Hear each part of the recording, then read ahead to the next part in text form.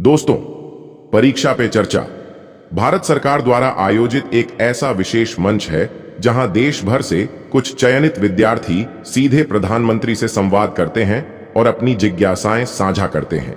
यह आयोजन हर साल होता है और इस बार की चर्चा कुछ खास वजहों से बेहद अलग रही।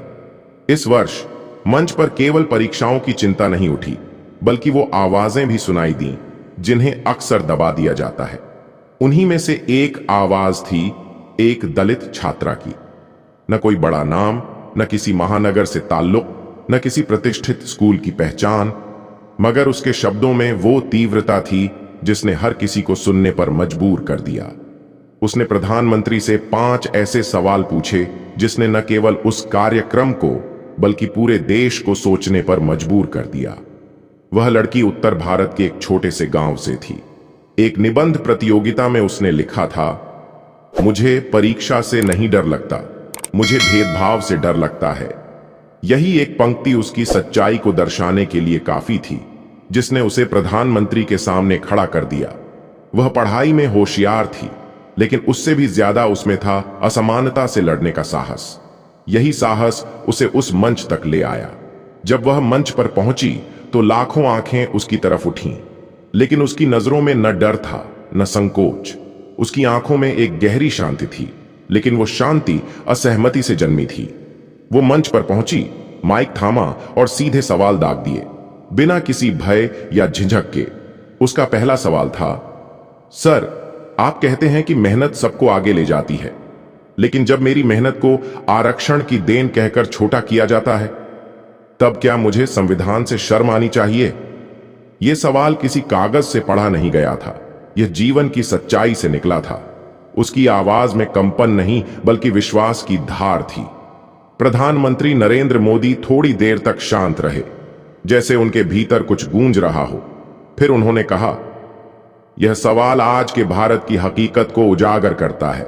जो लोग आपकी मेहनत को आरक्षण से जोड़ते हैं, वे अपनी सोच की कमजोरी छिपा रहे होते हैं। आपको शर्म नहीं, गर्व होना चाहिए। संविधान ने जो अधिकार दिया है, उसका उपयोग कर आप आगे बढ़ी हैं। सभा में तालियां बजीं, लेकिन वह लड़की सिर झुकाए खड़ी रही, शायद इसलिए कि उसे तालियों से नहीं, सोच में बदलाव से संतोष मिलता। उसका दूसरा सवाल था, जब मैं स्कूल जाती हूं तो सबसे पहले मेरा नाम नहीं, मेरी जात पूछी जाती है। क्या यह मेरी पढ़ाई की परीक्षा है या समाज की जाति की परंपरा? इस सवाल में सिर्फ शब्द नहीं थे, उसमें बचपन के अनुभवों का बोझ था। स्कूल जहां ज्ञान की बात होनी चाहिए, वहां जातिगत पहचान पहले आ जाती है। वह बच्ची जो पढ़ाई करने जाती है, पहले अपनी जाति से पहचानी जाती है, यह उस बच्ची ने सीधे मंच पर कह दिया। प्रधानमंत्री थोड़ी देर चुप रहे, फिर बोले, बेटी, यह सवाल हमारे समाज की गहरी सोच पर सवाल है। स्कूल जात पात से परे होना चाहिए।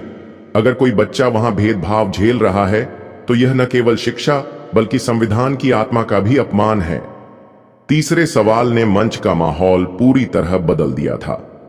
जब कोई दलित बच्चा टॉपर बनता है तो लोग कहते हैं आरक्षण से पास हुआ, लेकिन जब वही बच्चा गटर में मरता है तो देश चुप क्यों हो जाता है? यह सवाल सीधा समाज के दोहरे रवैये पर चोट था। जब कोई बच्चा सफलता पाता है तो उसे शक की नजर से देखा जाता है, लेकिन जब वह किसी दुर्घटना या उपेक्षा से मरता है तब सभी खामोश हो जाते हैं।